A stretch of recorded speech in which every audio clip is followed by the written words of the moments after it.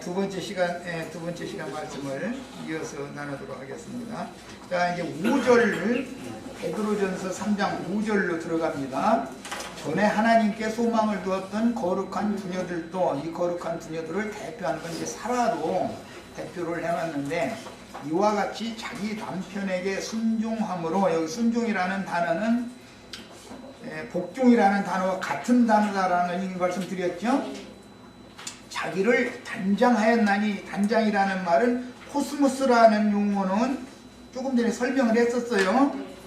이것은 질서가 정연한 그 고물주께서 그분의 목적을 위하여 모든 만물에게 부여한 그런 직능이 있어요. 기능이 있어요. 그 기능에 맞춰서 정해진 자리가 있단 말이에요. 거기에다 질서 정연하고 딱 체계적으로 이렇게 위치를 정해서 우주를 경영하시는 상태, 이걸 일러서 그런 그 질서 체제의 상태를 세상이라고 흔히 번역하는 코스모스라고 한다라는 거 말씀을 드렸어요.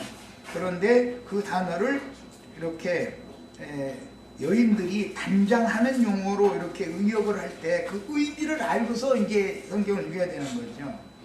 이것은 사라가 아브라함을 주인이라고 칭하여 순종한 것 같이 너희는 선을 행하고 아무 두려운 일에도 놀라지 아니하면 그의 딸이 된 것이라. 이게 굉장히 이제 의역을 해도 조금 이해가 안 되는 좀 어려운 번역을 해놔서 좀 쉽게 설명을 좀 할 필요가 있어요. 자, 순종함으로 단장을 한 거죠. 사라가 자기 남편을 주인이라고 여겨서 주인으로 섬겨 이제 순종을 한 거예요. 그것이 사라가 자기를 단장한 거잖아요, 지금.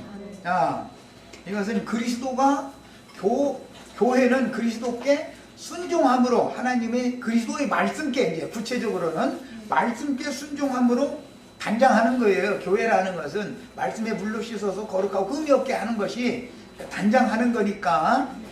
그런데 말씀께, 그리스도의 말씀께 복종, 순종함으로 이제 단장을 하는데, 너희는 선을 행하고 순종한 것 같이 했으니까 순종한 것이고 선을 행하는 거였죠.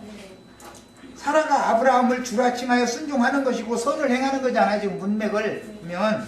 자, 이렇게 선을 행하고, 그 다음에 어렵죠. 이제 아무 두려운 일에도 놀라지 아니하면 그의 딸이 된 것이다 그랬는데, 아무 두려운 일에도 놀라지 아니하면 이라는 이 용어가 좀 어려워요. 그 번역이.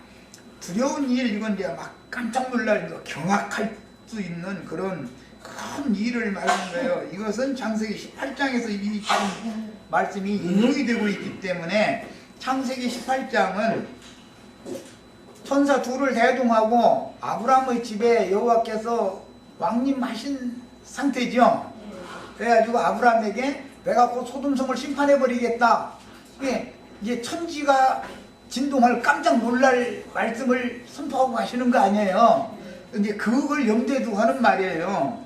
아무 두려운 일에도 그랬는데, 심판이 당장 닥친다 할지라도 라고 이렇게 이해하시면 돼요. 여기 아무 두려운 일에도, 소돔성이 심판이 임한다 할지라도 아브라함과 사라의 가정은 안전하다, 그 말이야. 지금 사실은 두려운 일에도 놀라지 아니하면 이렇게 했는데, 경악할 일에 대해서도 두려워하지 않는다면 이란 말이에요.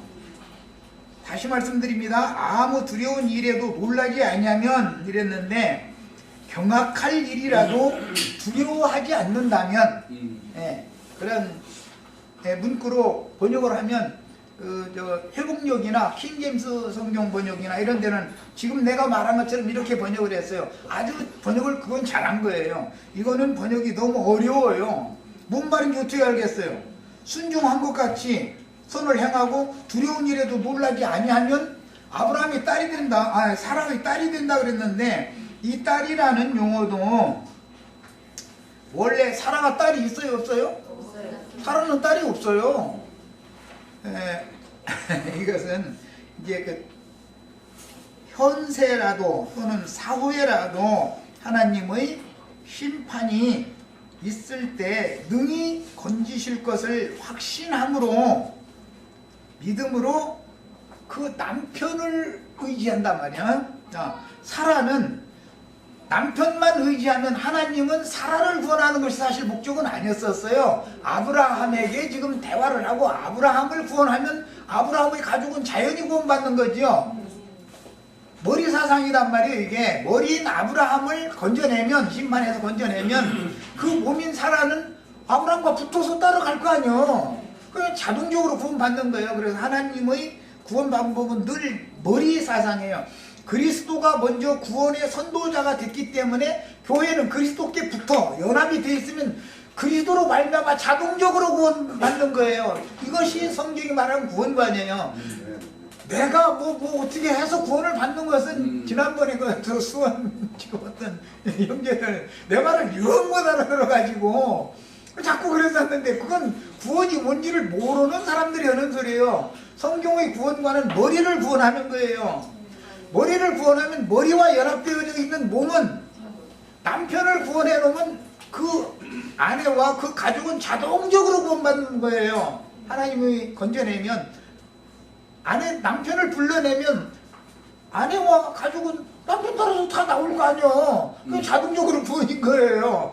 이것이 성령의 구원관이다. 그래서 예수 그리스도를 먼저 구원을 하신다고 하나님은 예수 그리스도를 맨 먼저 구원하시는 거예요. 예수 그리스도께 연합되면 교회도 그리스도로 말미암아 믿음으로 이제 연합하는 거니까 믿는 자들도 자동적으로 예수 그리스도로 말미암아 구원을 받는 거예요. 이 개념을 이해를 하셔야 되겠어요.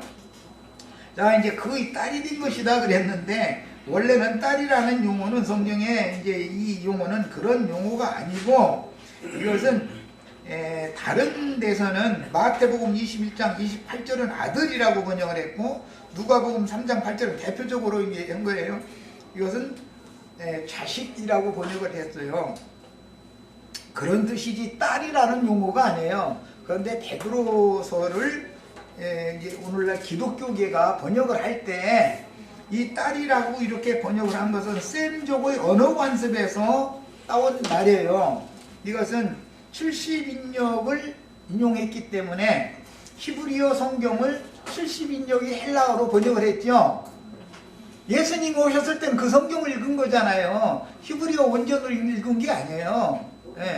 헬라어로 번역이 되어 있는 성경을 예수님 때 읽었어요. 그 성경을 70인역이다 그래요. 그런데 그 금정역 70인역을 가지고 참조해서 번역을 이렇게 딸이라고 번역을 했는데 이거는 룻기에 보면은 룻이 시어머니의 말을 듣고 보아스가 타작마당에서 잠자리에 누웠을 때 그 발치에 들어가서 누웠죠. 그 이제 보아스가 깜짝 놀래가지고 누구냐 그러니까 나는 당신의 종 당신의 시녀 룻이오니 나를 당신의 옷자락으로 덮어주세요 이렇게 간청을 했죠. 그러니까 그때 따라라고 말을 했죠. 룻 보고. 혈통적으로는 보아스가 룻을 낳은 게 아니잖아요. 자, 그래서 거기 룻기 3장 10절로 11절을 일단 읽고 오겠습니다. 그 셈족의 언어 관습을 아셔야 돼. 이 성경을 추구를 할 때는 모든 방면을 다 추구해야 되는 거예요. 어느 한 가지를 놓쳐버리면 말하고자 하는 의도를 오해하기가 쉽기 때문에 자, 룻기 3장 10절 11절 읽어보겠습니다. 그가 이르되 내 딸아, 그가 하면 보아스예요. 딸아라고 하면 이 딸은 룻을 보고 하는 말이에요. 지금 여호와께서 네게 복 주시기를 원하노라. 네가 가난하건 부하건 젊은 자를 따르지 아니하였으니 네가 베푼 은혜가 처음보다 나중이 더하도다. 그리고 이제 내 딸아 두려워하지 말라. 여기서 인용하는 말이에요. 지금 너희는 선을 행하고 아무 두려운 일에도 놀라지 아니하면 그의 딸이 되리라 이렇게 번역을 했죠. 베드로전서 3장 5절 6절 이 말은 어디서 인용했다고요? 룻기 3장 10절 11절에서 인용하는 거예요. 그게 어디 신약성경에 어디 어떤 문장이 나오면 아 이건 구약성경 어디에서 인용을 했나를 살펴야 말하고자 하는 의도를 정확하게 해석할 수 있겠죠. 이런 것을 정확하게 이해하지 못한 상태로 무조건 하고 강론하고 설교하고 이런 식으로 돼버렸다가는 아니 이걸 문자대로 하자면 이해가 돼요? 이게 무슨 말인지? 아무 두려운 일에도 놀라지 아니하면 사람이 딸이 된다 이랬어요. 지금 이 말은 룻기 3장 10절 11절에서 이게 인용하기 때문에 룻기의 배경을 잘 염두에 두고 창세기 18장의 배경을 염두에 두면 이제 이게 무슨 말인지 알 수 있겠죠. 말하고자 하는 의도를 하나님의 심판은 현세에도 있을 수 있고 오는 세상에 완전한 영원한 심판이 있어요. 그런데 복음이 믿어진 사람이라면 현세의 어떤 징벌이나 사후에 있을 심판이 아무리 엄할지라도 두려워할 필요가 없다 이거예요. 야, 그것이 두려워하지 않으려면 남편이신 그리스도가 구원받은 사실, 그리스도가 구원의 주가 되신 사실을 믿으면 그리스도께 내가 믿음으로 붙어 있기만 하면 나는 자동적으로 구원을 받기 때문에 두려워할 필요가 없다. 지금 그 말이단 말이야. 이해하셨어요? 야, 베드로전서 3장 5절 6절 이게 참 해석하기가 굉장히 어려운 부분을 시간을 좀 들여서라도 말씀을 나눈 거예요. 야, 이 성경은 언제나 말하고자 하는 어떤 의도가 있기 때문에 문자대로만 이 구절을 그냥 툭 읽어버려가지고 이게 뭔 소리지 이거 어떻게 하냔 말이야. 사람은 딸이 없는데 딸이 된다 이렇게 번역을 해놓으면 왜 이렇게 했을까를 먼저 생각을 해봐야 된단 말이야. 그러면 구약성경 어디에서 인용을 한 것인데 셈족의 언어, 문화, 관습이 있기 때문에 그들의 삶의 관습이 있기 때문에 애칭으로 말할 때 어떤 사람 보고 나이 많은 사람이 젊은 어떤 여자 보고 애칭으로 말할 때는 내 딸아라고 셈족은 언어를 그렇게 말을 한다 이거예요. 그것은 자기가 육신으로 낳았다는 말이 아니다 이거예요. 내 아들아라고 말하는 게 그 루무엘에게 그 어머니가 하는 잠언서에 보면 아들에게 하는 말이 또 나오죠. 어머니가 아들에게 당부하는 말이 나오잖아요. 내 아들아 이렇게 말할 때 그런 데서는 전부 애칭이다 이거예요. 애칭. 그러니까 이것은 교회 중에는 아들아라고 말을 하면 이기는 자를 말하는 것이고 내 딸아라고 말하면 연약한 자다라는 개념이고 더 연약할수록 사랑함으로 더 보호가 필요하겠죠. 그런 의미를 담고 있다 이런 말이에요. 딸아라고 딸이 된다라고 할 때는 연약하다는 것을 강조하는 거예요. 베드로서는 자매들 아내들은 약한 그릇이다라는 걸 이제 이 말씀 뒤에 이어지는 말이 그렇게 그래서 흘러가는 거예요. 자 이제 7절 이하 읽습니다. 남편들아, 남편이라는 말은 아내에 대해서 보호자라는 개념에게 셈족의 그 개념을 알아야 돼요. 어느 관습을. 남편 하면은 자기 아내의 보호자라는 뜻이에요. 남편을 잃은 과부다 이 말은 보호자를 잃었다 그 말인 거예요. 셈족의 언어에서는. 그 율법에 보면 과부를 불쌍히 여기시는 내용이 계속 나오죠. 그 무슨 뜻이에요? 보호자가 없는 가련한 여자다 그 말이에요. 자식들만 남겨놔두고 보호자가 없어. 그러면은 누구한테 매달려야 돼 이제? 자기 남편을 하나님께 매달리게 하려고 남편을 데려가신 거예요. 개념이 이런 거란 말이에요. 성경에 그 열왕기 편에 보면은 그 금기름 붓는 집에 그 과부가 선지자의 아내 되었던 여자잖아요. 남편을 잃었어요. 그러니까 그 남편 대신 지금 엘리야가 남편 노릇을 하는 것이지만 이제 실제상으로는 그렇게 하지만 실제는 하나님의 말씀이 그 아내의 그 선지자의 아내의 가정을 책임지고 지켜주고 보호한다 그런 뜻이란 말이야. 셈족의 그 언어 그 관습을 하셔야 돼요. 자 7절 봅니다. 남편들아 이와 같이 지식을 따라 여기 이제 부부의 도다 이 말이에요. 이게 그리스도와 교회라고 하는 것이 부부 관계죠. 지금 우리가 지금 부부의 도를 오늘 가르침 받고 있어요. 남편이 뭐고 아내가 뭔가를 알아야 된단 말이야. 남편의 그 책임과 아내의 책임이 있고 남편의 지위와 아내의 위치가 있는 것이다. 하늘이 이게 정해놨단 말이야. 이런 것을 모르고 결혼을 하면 실패하게 돼 있어. 대부분은 아내가 거슬리기 때문에 남편을 무시하기 때문에 이혼이 90% 이상은 그것 때문에 와요. 그런데 이걸 알고서 결혼을 해야 돼. 교회에 와서 말씀을 가르침 받아야 부부생활도 가정생활도 평탄하게 끝까지 가야 될 거 아니에요. 일단 결혼을 했으면 사람이. 그런데 그렇게 못하는 것은 부부의 도를 가르침을 받지 않고 그냥 세상의 규례를 따라다니니까 그래서 이혼이 이렇게 흔한 거예요. 있을 수 없는 일이죠. 이와 같이 지식을 따라 라는 말은 이와 같이는 5절 3장 1절에서 6절까지의 내용과 같이 그 말이에요. 지식을 따라라는 건 부부의 도를 바로 아는 지식을 지금 말하는 거예요. 남편과 아내에 대해서. 자, 남편을 하나님이 남편을 붙들고 계신 것이 확신하면 남편에게 모든 것을 의지하면 아내는 자동적으로 구원받는다라는 말이에요. 그런 지식을 가져야 된다 이런 말이에요. 가정사에 어떤 어려운 문제가 닥치면 남편이 설사 자기가 그걸 자기가 말한 대로 되지 뭐 않을지라도 아내와 가족들에게는 안심을 딱 시켜야죠. 이런 일이 이렇게 어려운 문제가 예기치 않게 우리 가정에 왔지만 염려하지 말아라. 이 아버지를 믿어라. 나를 믿어라. 남편으로서 아버지로서 믿음을 줘야 되잖아요. 그리고 자기가 할 수 있는 최선을 다하는 거예요. 나머지 문제는 하나님께 맡겨야죠. 어떻게 하겠어. 자기가 할 수 있는 최선을 다하는 거지. 그런 남편을 신뢰하고 믿어야 돼. 존경함으로 믿어야 된다. 따라야 된다. 이런 말이에요. 그것을 오늘 말씀에 아내들이 복종해라 라고 한 말이에요.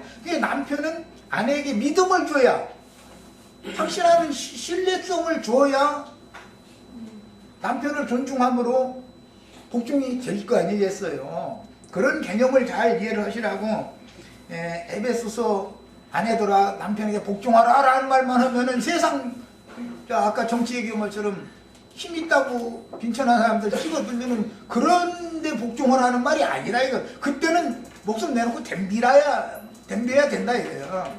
뭔 말인지 아시겠어요? 네. 나처럼 가르치면 세상 나라 사람들은 세상의 이 짐승나라 권력 가진 사람들은 아주 싫어해요. 저희 꼼수가 안 통하니까. 제일 싫어하는 게 나처럼 가르치는 사람이요.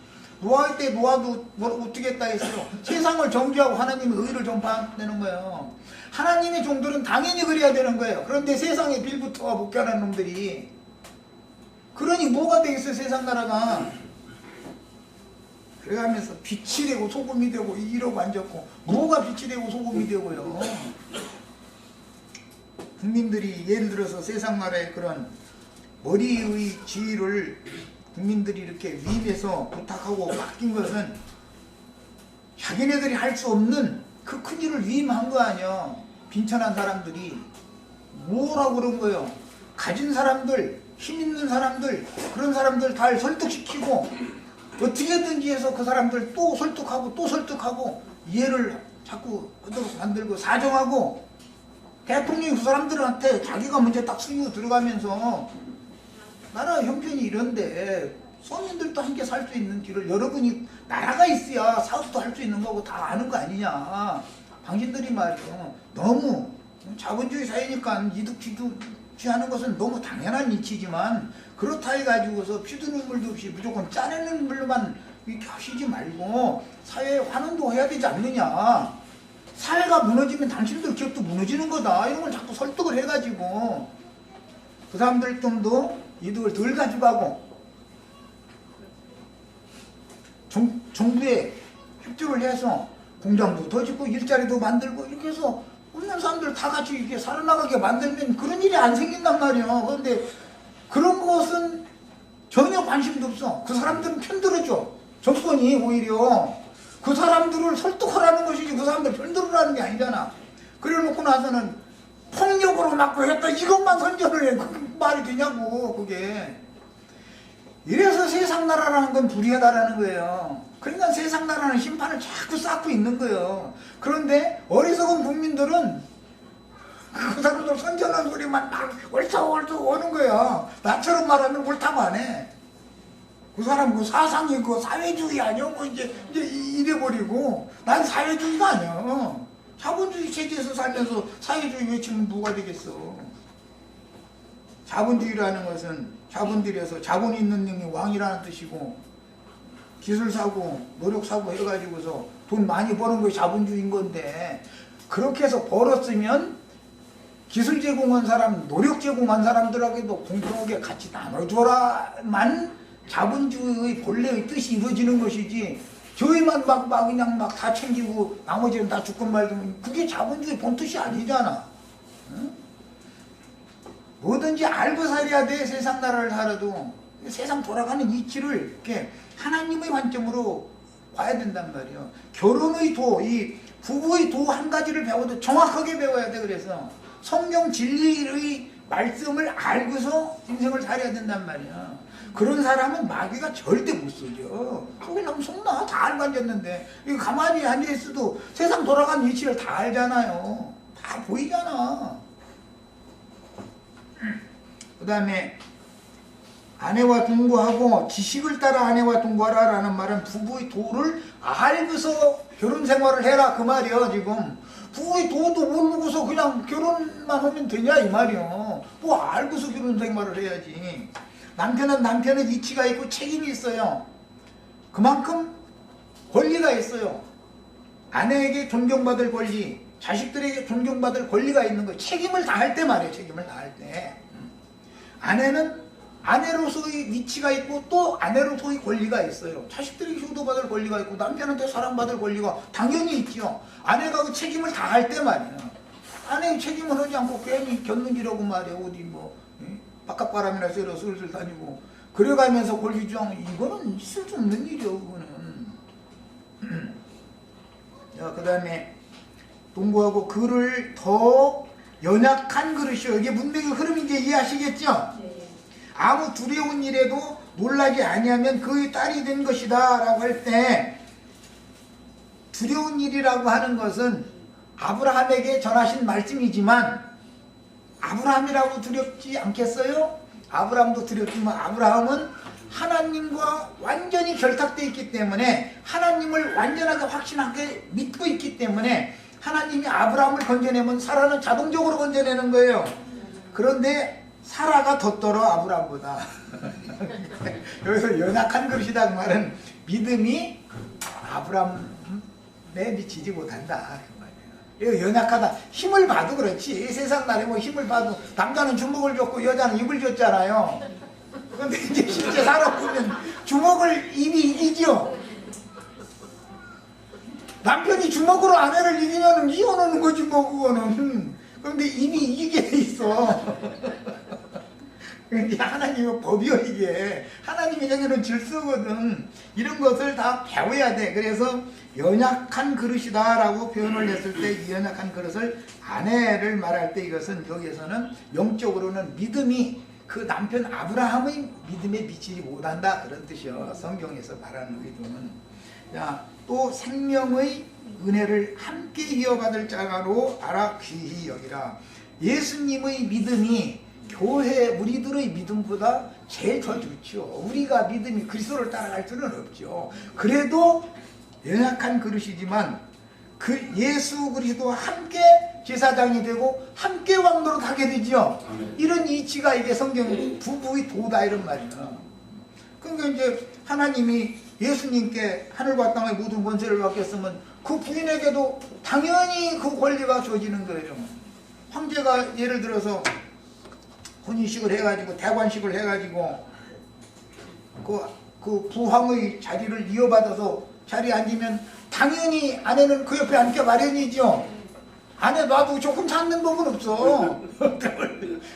세상 나라의 이치를 보면 그러니까 결국 남편이 잘 돼야 아내는 자동적으로 잘 되는 거예요. 남편이 잘 되게 해주셔야 돼요. 우리 자매님도 오늘부터 이제 그래서 시장에 가서 음식물 사는 것만큼은 절대 싼 거 사시지 마. 분하시지도 않아요? 좋은 물건은 있는 사람들이 날마다 그 사람들은 싼 거 사지를 않아요. 그 사람들만 왜 자기 식구 좋은 것 먹여야 돼? 먹는 것은 내 남편, 내 자식들에게 좋은 것 먹이세요. 우리 지체들 이런 걸 원리를 알고 사셔야 돼. 에이, 싼 거 산다고. 좀 며칠 부에 약간 냄새 날듯 말듯 하는 거, 아이고, 그래도 그냥 잘 씻어서 먹는다고. 절대 이러시지 마세요. 시장에 새 물건 딱 나오면 새 물건 갖다 사시고, 음식물까지는 아끼시지 마세요. 지혜롭게 사시란 말이야. 그 옛날 얘기가 있어. 어떤 사람은 사고 아낀다고 썩어 들어가기 시작하는데 썩은 놈만 다 골라서 깎아내고 먹어. 다 끝날 때까지 썩은 사과만 먹는다는 거예요. 그러시지 말고 싱싱하고 좋은 놈부터 먹어. 썩은 거 버리고 나중에는 어차피 먹는 건데. 그렇게 지혜롭게 사시라고. 우리 저 자매님들 말이에요. 지혜롭게 사셔. 내 남편과 내 가족을 위해서 좋은 걸 먹이시란 말이에요. 그것이 아내로서의 의무를 다하는 사람의 태도요. 뭐 아끼기만 한다고 되는 게 아니에요. 딴 데도 아끼고 딴 데는 아끼시고. 그 다음에 이는 그렇게 지금까지 쭉 설명하신 다음에 너의 지식을 따라 너의 아내와 공부하고 연약한 그릇을 생명 은혜를 함께 받을 자로 알아서 귀히 여겨야 되는 것은 이는 너의 기도가 막히지 않게 하려 함이라 그랬는데, 이 말씀도 창세기 18장에서 이게 인용한다는 걸 이미 말씀드렸고, 뭐 의인 50이 있으면 뭐 30이 있으면 열이 있으면 뭐 이렇게 자꾸 기도를 자꾸 했죠. 거기서 인용하는 말이에요. 그런데 이 말은 아내에게 남편을 신뢰하고 의지할 수 있도록 그런 믿음을 남편이 당연히 주어야 되는데, 심판의 말씀에 대해서 쉽게 두려워하는 아내를 믿음을 넣어주지 않아. 걱정하지 말아라. 소돔성 심판해도 하나님께서 나에게 찾아오셔서 이런 기별을 하신 것은 소돔성에 있는 자를 나로 하여금 전도를 해서 건져내게 하는 사역에 쓰시려고 그런 것이지, 너하고 나하고는 절대 심판받지 않는다라는 걸 아브라함이 사라에게 믿음을 줘야 된단 말이야. 야, 그리고 나서 기도를 해야 되는데, 아내가 덜덜 떤다고 같이 떨어. 그러면 기도가 나와요, 안 나와요? 나부터 심판받으면 이 아내가 막 이렇게 막 덜덜 떨었다니까 남편도 혹시 그래요, 아니요, 저 소돔성 심판한다고 나까지 심판하면 어쩌지 해가지고서 소돔성에 가서 전도를 하러 가야 되는데 못 가고 애비리 도망갈까? 만약 이랬었고, 당연히 전도하라고 지금 그걸 가르쳐주러 오신 거 아니야. 그런데 야, 그러지 말고 멀리 소돔성에도 되도록 한 발이라 멀리 튀자 튀어. 만약에 이러면 그게 기도가 막힌 사람이 하는 짓이다 이런 말이에요, 말하자면. 그래서 이 베드로서가 굉장히 어려워요. 창세기 18장에서 룻기에서 이게 인용하는 말이에요. 의미를 잘 이해하셔야 되겠어요. 자, 그러니까 이제 기도가 막히는 이야기는 연약한 그릇인 아내를 위한 보호자로서의 기도를 의미하는 것이고, 그 창세기 18장에서는 자기 조카인 그 롯과 그 롯의 가족들을 위해서 기도를 했죠. 네. 그러려면 자기 자신이 먼저 믿음이 담대해야 되는 거잖아. 그런 말이에요. 그래야 연약한 믿음을 가진 아내도 안심시킬 수 있지 않냐. 그러면 아브라함과 사라의 딸이라고 그랬는데 그 아브라함과 사라의 자식이 된다. 이제 그런 거. 아이고, 아버지, 어머니면 자식까지 같이 다 구원받는 건 뭐 너무 당연한 얘기죠. 그 얘기예요. 자, 아내들이여, 이제 그 에베소서 5장 22절 자기 남편에게 복종하기를 죽게 하듯 하라라는 말을 지금 쭉 설명하더라고. 이렇게 많은 말씀들을 설명을 한 거예요. 자, 헬라어 본문에서는 복종하기를이라고 번역된 헬라어 단어가 없으나 21절에 이 말씀이 이어지기 때문에 그리스도를 경외함으로 피차 복종해라 라는 말에 이어서 아내들이여 이렇게 돼 있죠. 그러니까 여기는 아내들이여 남편에게 하기를 죽게 하듯 하라 라고 해도 문맥은 문자대로는 그렇게 해야 맞는 거예요. 그런데 그냥 자기 남편에게 하기를 주님께 하듯 하라 라고 하는 것보다는 하기를 앞에다가 복종이라는 단어를 딱 넣어주면 더 확실해지잖아요, 뜻이. 그래서 이것은 이렇게 의역을 한 거예요. 자, 교회 중에 있는 자매된 아내들의 의무가 있어요. 그것은 아내들의 의무는 인도자에게 복종하는 거예요. 교회 중에서는 이건 이제 영적 적용이네요. 가정에서는 자신과 자신의 그 가정을 위해서 모든 것을 바쳐서 평생을 헌신하는, 그럼 이제 하나님의 말씀에 그 아담 보고 너는 땅이 저주를 받아서 가시와 엉겅퀴를 낼 것이지만 네 이마에 땀을 흘려서 수고해야 먹을 것을 네가 얻을 수 있다. 너는 종신토록 수고를 하다가 흙으로 돌아가라. 이렇게 하셨기 때문에 남편은 죽는 날까지 땀을 흘려야죠. 누가 그거 하라고 왔는데도 남편은 자동적으로 그거 하는 것이 하나님이 정한 법칙이다 이거예요. 그러면 자기와 자기 가정을 위해서 그렇게 죽는 날까지 땀을 흘리는 남편을 아내가 불순종하면 되겠어요? 안 되겠어요? 그건 말할 필요도 없는 얘기지만 그런 뜻이다 이 말이야. 남편이 해야 될 책임이 있고 아내가 해야 될 책임이 있어요. 책임을 다하고 나서 권리 주장을 해라. 응? 이게 성경 이야기라는 거예요.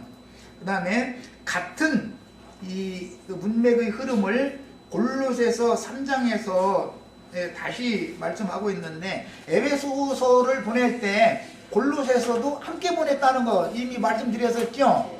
자, 골로새 3장 18절에도 아내들아 남편에게 복종하라. 거기는 정확하게 문장대로 이렇게 돼 있어요. 이는 주 안에서 마땅함이라. 이미 에베소서와 같은 흐름이다 이런 말이에요. 자, 디도서 2장 4절 5절 읽습니다. 그들로 젊은 여자들을, 이건 늙은 여자들은 젊은 여자들을 교훈하되 그 남편과 젊은이들의 남편과 자녀를 사랑하며 신중하며 순전하며 집안일을 하며 선하며 중요한 얘기가 들었어요. 자기 남편에게 복종하게 해라. 성경은 교회 중에 있는 모든 아내된 자매님들에게 남편에게 복종하게 하라는 것을 반복해서 가르치는 거예요. 이런 부부의 도를 알고 살아야 돼. 그냥 막 거슬리고 남편 막 내 손아귀 쥐고 막 흔들려고 그러고 이러면 안 된단 말이야. 남편은 남편이 책임 있고 남편이 책임을 다하면 당연히 남편을 존중함으로 복종해야 되는 거예요. 그게 아내의 책임이에요. 아내가 이것을 거슬리면 가정은 깨지는 거예요. 남편과 아내의 이런 부부의 도를 잘 배우셔야 되겠어요. 그 다음에 이는 하나님의 말씀이 비방을 받지 않게 하려 함이라. 하나님의 말씀은 이렇다는 거예요. 이게 부부의 도는 이렇기 때문에 하나님의 말씀이 비방받지 않게 해라 그랬어요. 자, 이런 명령은 교회 중의 여자가 남자보다 신분상 열등한 위치에 놓여 있어서 종속관계에 있다라는 말이 아니다. 이건 세상 나라에서는 그렇죠. 군대 용어로는 상관이 있고 부하가 있죠. 상관이 명령하면 부하는 그거 다 따라야 되잖아요. 청와대에서 뭔가 한마디 하면은 모든 장관들이나 뭐 국회나 뭐 모든 법원이나 모든 게 일사불란하게 국가의 머리니까 머리가 그분의 뜻을 거슬리면 안 되잖아요. 그런데 문제는 이제 그래서 최고 책임자 지도자가 어떤 거 판단을 오판을 해가지고서 명령을 함부로 내리면 큰일 난단 말이에요. 그래서 나라가 막 엉망이 돼버리는 거지요. 모든 행정부나 의정부나 사법부나 다 따라줘야 되는데 머리니까 국가의 지도자니까 그 잘못된 판단을 명령을 내린 것을 그냥 따라버리면 나라가 뭐가 되겠어요. 그야말로 엉망이 되어버리는 거지. 그래서 지도자를 잘 세워야 되는 거예요. 교회에서도 지도자가 참 중요한 위치인 거예요. 이게 가정에서도 그 남편의 위치라는 게 얼마나 중요한지 몰라요. 남편은 남편이 해야 될 마땅한 일을 당연히 해야 된단 말이야. 그 대신 그런 권위를 하나님이 주신 거예요. 머리로서의 권위를. 가장이잖아, 가장. 그 다음에 하나님의 창조 질서가 아담을 먼저 창조하시고 아담에게서 여자를 그 다음에 창조하셨죠. 순서가 그렇다. 이게 질서가 이것은 하나님이 정한 대로 한 것이다 이런 말이에요. 창조 질서가 남편이 머리이고 아내는 그 몸이기 때문에 생명의 질서상 몸인 아내가 머리에게 복종하지 않을 때는 완전한 한 몸을 이룰 수가 없는 것이다. 무슨 짐승세계에서는 그냥 뭐 발정나면 그냥 한 몸 잠깐 이렇다 그냥 그걸로 끝이지만 사람은 그게 짐승세계와 다르잖아요. 사람에게는 당연히 책임이 따른단 말이에요. 거기에 대한. 그 책임을 하지 않으려고 그러면은 그거는 가정이 깨지는 거지요. 고린도전서 11장 3절입니다. 그러나 나는 너희가 알기를 원하노니 각 남자의 머리는 그리스도요 여자의 머리는 남자요. 하나님이 정하는 거다 이거예요. 디모데전서 2장 9절로 15절 또 이와 같이 여자들도 단정하게 옷을 입으며 소박함과 정절로 자기를 단장하고 따은 머리와 금이나 진주나 값진 옷으로 하지 말고 오직 선행으로 하기를. 근데 이거는 단장을 하는데 뭘로 하느냐? 선행으로 해라. 선을 행하라는 베드로전서 아까 읽었을 때는 뭘로? 뭐 하는 것이 선행하는 거였어요? 남편에게 순종하는 게 선을 행하는 거였었죠. 그럼 이것도 똑같은 뜻이에요 지금요. 이것이 하나님을 경외한다 하는 자들에게 마땅한 것이니라. 여자는 일체 순종함으로 조용히 배워라. 이 순종하는 것이 선을 행하는 거예요. 여자가 선을 행한다. 남녀 관계에서 이렇게 말했을 때는 순종을 말하는 거예요. 남편에게 복종하는 걸 말하는 거예요. 이 단은 같다는 거 말씀드렸어요. 여자가 가르치는 것과 이것은 남자를 가르치는 것을 말하는 거예요. 남자를 주관하는 것을 허락하지 않는다. 오직 조용할지라. 이랬어요. 이것은 하나님이 질서를 그렇게 딱 세우는 것이기 때문에 그래요. 세상 나라의 혼인에서는 이런 걸 가르치지를 않아요. 부부의 도를 모르고 시집가는 거예요. 가면 그냥 막 멋대로 해도 되는 줄 아는 거예요. 그게 아니에요. 하늘이 정한 도를 그대로 따르는 거예요. 하늘이 정한 것을 그 누구도 거슬릴 수 없어. 세상 없는 사람도. 그 다음에 이는 자 그렇게 하는 이유가 이제 나오고 있어요. 이는이라는 거 그렇게 해야 되는 이유는 아내가 순종함으로 선을 행해야 되는 이유는 그 말이에요. 아담이 먼저 지음을 받고 순서상 그렇다는 거예요.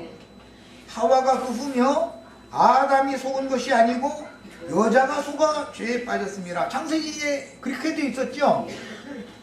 그러나 여자들이 만일 정숙함으로써 믿음과 사랑과 거룩함에 거하면 그의 해산함으로 구원을 얻으리라 그랬는데 이제 이게 굉장히 어려운 말이야. 해산함으로 여자가 구원을 얻는다. 그럼 시집안 간 사람 구원 못 받고 만약에 젊을 때 자식도 못 낳고서 과부가 됐어. 청산과부가 돼가지고 수저로고 평생 살면 구원 못 받아. 만약 문자대로 그러면 이게 성경이 이거 정말로 어마어마한 저주가 돼버리겠죠. 지금 이제 이런 것은 영적인 해석을 이제 요하는데 이것은 쉽게 말해서 처녀인 마리아가 아들을 낳을 때 마리아도 아들로 말미암아 구원을 얻는 이제 이 이치에서 오는 거예요. 세상에서도 이 셈족은 그랬어요. 사실은 셈족은 딸만 낳죠. 그러면은 병수가 끊어지기 전에라도 본처가 아들 낳는다는 핑계로 젊은 여자 데려와도 쫙 두면 됐어요. 딸 남겨줘요. 지금 현대판 내서 현대 세상에서 만약에 그랬다가는 당장 저 가정법원에 갑시다 그러고 이혼서 여기 도장 찍어 말을 것도 잃어버리지. 근데 셈족은 그렇지가 않아요. 그래서 이런 이치 그런 셈족의 문화에서 이게 오는 말이에요. 아들을 낳아야만 어머니로서 그 다음에 그 여주인으로서의 지위가 확보되는 거예요. 그런 구원을 지금 말하는 거예요. 이게 교회는 이기는 자를 낳아야만 그리스도의 배필로 신부로 구원을 받을 수 있는 거예요. 그런 게 이런 뜻이에요. 그 다음에 바울은 아내가 남편에게 복종해야 하는 기준을 교회가 죽게 하듯 하라는 말로 제시했고 이런 기준은 그리스도인들의 교회가 주님께 이것은 자율적으로 생명 안에서 해야 되는 거예요.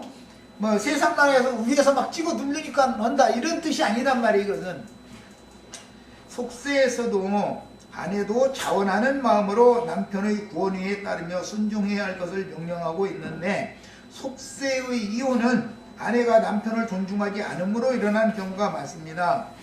대부분 그래요. 많은 정도가 아니에요. 사실은 이것은 결혼식 때 규례가 이것을 가르쳐주지 않고 결혼을 시켰기 때문에 잘못 배운 거예요. 세상 나라의 규례만 배운 거예요. 그래서는 안 되는 거죠. 성경을 가르쳐야죠.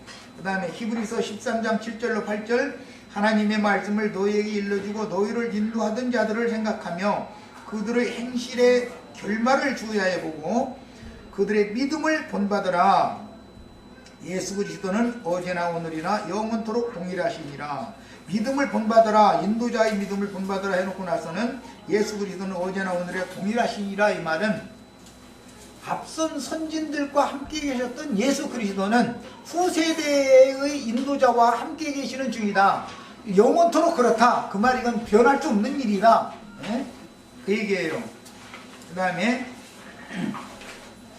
너희를 인도하는 자들에게 순종하고 복종하라. 예? 그들은 너의 영혼을 위하여 경성하기를 자신들이 청산할 자인 것처럼 하느니라. 이 청산한다 그랬는데, 이것은 양무리를 맡은 목자는 그리스도의 혼인날에 그 우편에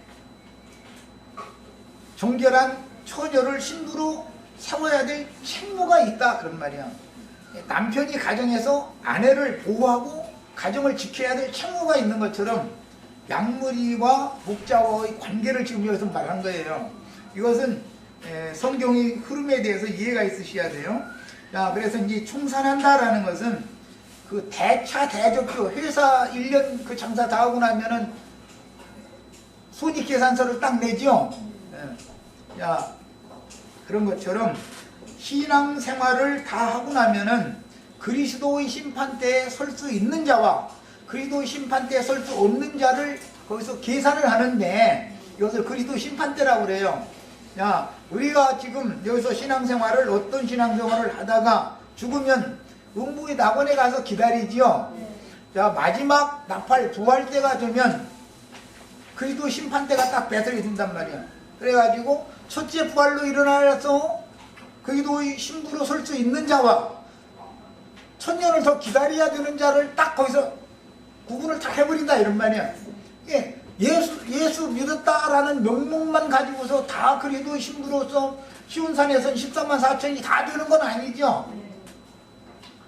우리가 지금 이 생에서 신앙생활을 하다가 누구는 주 안에서 자는 자들이 더 많을 거 아니야, 이제. 그러면 그들이 그리스도 심판 때를 배설을 언제 하느냐면은 첫째 부활로 일어날 자들과 천년을 더 기다려야 되는 자들을 그리스도 심판 때에서 딱 구분해 버린다, 그 말이야. 그러니까 그때 나는 우리 형제 자매님들 한 사람도 나오자가 없이 그리스도의 우편에 혼례상 앞에 다 서야 되게 하는 그런 책임을 맡은 그 일에 대해서 하나님과 그리스도와 내가 계산을, 주님은 나에게 계산을 본다, 그런 말이야. 인도 직분이라는 건 이런 거예요. 가장이 책임이라는 건 그 가정이 어떤 작은 일이든 큰 일이든 문제가 벌어지면 어차피 가장 책임이죠. 그런 거 똑같은 이치인 거예요. 이런 뜻이에요. 야, 그들로 인도자들로 하여금 즐거움으로 이것을 하게 하고, 그 사역을 즐거움으로 하게 하고 근심으로 하게 하지 말라. 그렇지 않으면 너에게 유익이 없느니라. 근심하게 한다라는 것은 순종하고 복종하지 않는 양무리는 근심하게 하는 거겠죠. 그런 뜻이에요.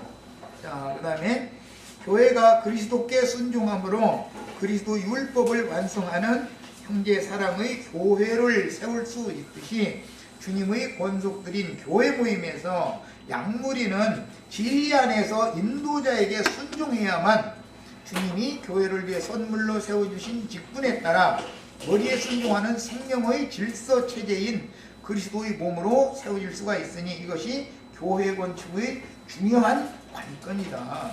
그러니까 목회자와 양무리가 서로가 삐걱거려. 그러면은 이것은 그리스도의 그 혼인날에 그리스도의 그 혼인상에 그 정결한 처녀로 세울 책임을 맡은 자가 그 자기 책임을 회피했다. 그러면 양무리들을 그렇게 망하게 만든 그 원인 죽음을 인도자가 계산을 해야 되는 것이다. 지금 그 말이에요. 이것은 가정사를 얘기한 다음에 이렇게 교회의 그 인도 직분에 대해서 말씀이 이어가는 것은 가장이 자기 가정에 대해서 책임이 있는 것처럼 교회의 목자라는 건 당연히 양무리에 대해서 이런 책임이 있다라는 걸 지금 말하고자 하는 거예요. 그 의미를 잘 이해하시기를 바라요. 자, 이는 이제 23절 예배에 있어서 남편이 아내의 머리됨이 그리스도께서 교회의 머리됨과 같으니 그가 친히 몸의 구주시라 이미 이거 설명을 했기 때문에 우리 지체들이 이제 나머지 문제는 아주 중요한 문제들을 많이 남아 있지만 저기 자세하게 읽으셔서 조금 더 그 부부의 도에 대해서 그리스도와 교회의 관계에 대해서 그리스도와 교회의 부부 관계 그것을 상징하는 것이니 토상으로 보여주는 것이 각 가정의 부부 관계이기 때문에 그런 것을 잘 마음에 담아두시고 인생에서도 절대로 그 가정이 깨지고 이런 그 실패가 없기를 바라고 교회 생활에서도 바깥 어둠에 쫓겨나는 그런 실패가 없기를 바라요. 다 그리스도의 신부로 거룩하고 흠이 없는 영광스러운 교회로 홀례상에 다 설 수 있기를 바랍니다. 여기까지 해서 같이.